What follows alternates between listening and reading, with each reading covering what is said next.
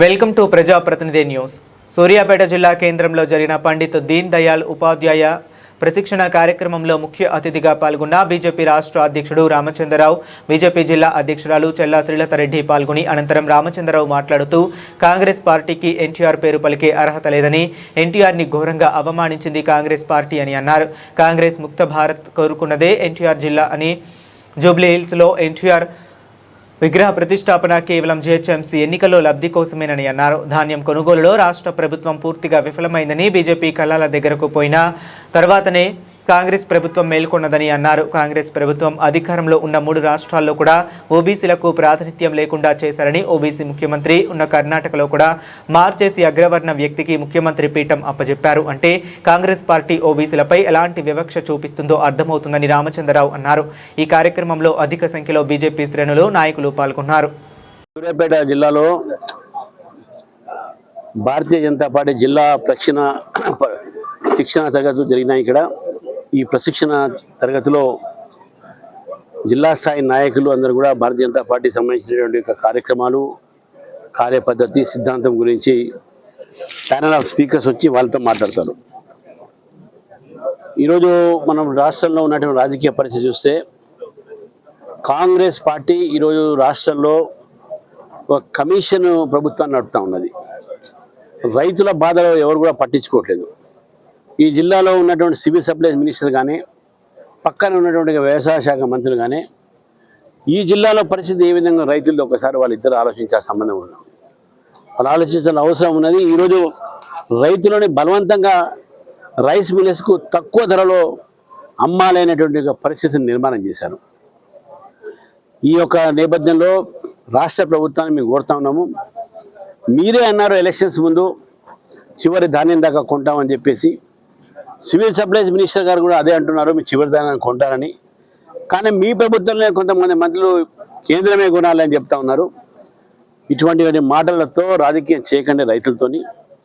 దయచేసి కాంగ్రెస్ పార్టీ ఈ రాజకీయాలు మర్చిపోవాలి. వాళ్ళు ఇటువంటి రైతులతోని వాళ్ళతో రాజకీయాలు చేయొద్దు. దయచేసి మీకు రాజకీయాలే ముఖ్యము పరిపాలన కన్నా ఎక్కువ. అప్పుడు జూబ్లీ ఎలక్షన్స్ ఉన్నప్పుడు రాజకీయాల కోసము ముస్లింసే కాంగ్రెసే ముస్లిం అని చెప్పారు. అప్పుడు మతాన్ని రెచ్చగొట్టి ఒక మతాన్ని మీ ఏపు మళ్ళకునే ప్రయత్నం చేశారు. ఈరోజు నిన్న మీరు కలిసి ఎన్టీ రామారావు గారి యొక్క విగ్రహాన్ని ఆవిష్కరించారు. నిజంగా కూడా ఎన్టీ రామారావు గారి మీద ప్రేమ ఉంటే కాంగ్రెస్ పార్టీ వ్యతిరేకంగానే వచ్చింది ఎన్టీ రామారావు గారి పార్టీ. అది గుర్తుపెట్టుకోవాలి. మీరు కేవలం రాజకీయం కోసమే మీరు వ్యక్తులని మీరు వాడుకుంటా అంటే ఇది తగదు. అది ఈ 2 రాష్ట్రాల మధ్యన ఉన్నటువంటి మంచి సంబంధాలు తీసుకొచ్చింది భారతీయ జనతా పార్టీ.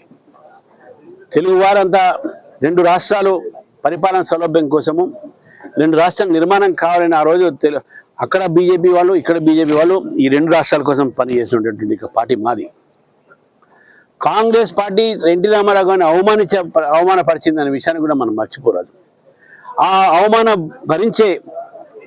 భరించలేక ఆ రోజు తెలుగువారి గౌరవం కోసం తెలుగుదేశం పార్టీ నిర్మాణం చేసి తెలుగుదేశం తర్వాత ఎన్డీఏలో ఒక భాగమైంది.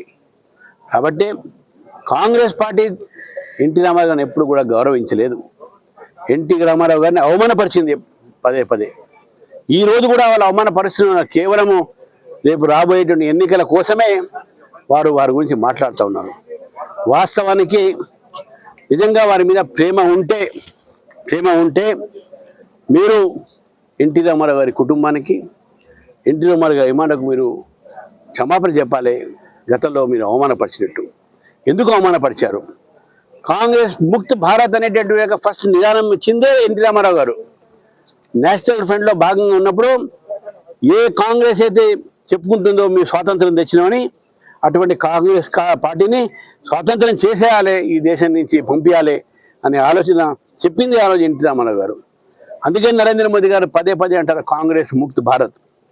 కాబట్టి నేను ప్రజలను కోరుతా ఉన్నాను, ఈరోజు ఈ కాంగ్రెస్ పార్టీ నాటకాలని, కాంగ్రెస్ పార్టీ సంబంధించినటువంటి ఒక ఏవైతే ముసలి కన్నూరు వారు ఏదో పెట్టుకుంటున్నారో, వారి యొక్క ఏదైతే ఆర్టిఫిషియల్ లవ్ అని చూపెడుతున్నారో, కృత్రిమ ఒక ప్రేమ ఈరోజు కురిపిస్తున్నారో, వీటన్నిటికీ జాగ్రత్త ఉండండి. కాంగ్రెస్ పార్టీ నమ్మడానికి వీల్లేదు.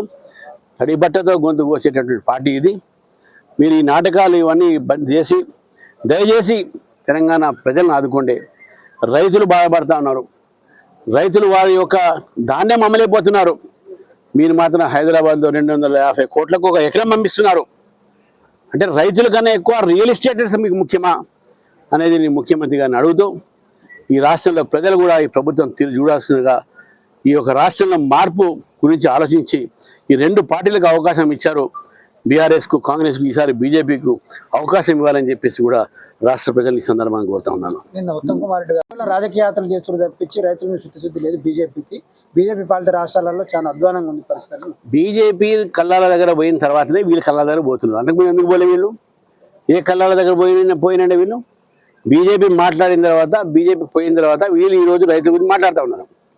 రైతు బంధు అంటే రైతు భరోసా అని పేరు మార్చుకున్నారు. 15,000 ఇస్తానన్నారు. నెలకు ఎన్ని విడతలు ఇచ్చారండి? నేను రాజకీయం ఏముంది? రైతుల కోసం మాట్లాడడం రాజకీయమా? రైతుల కోసం పోరాటం రాజకీయమా?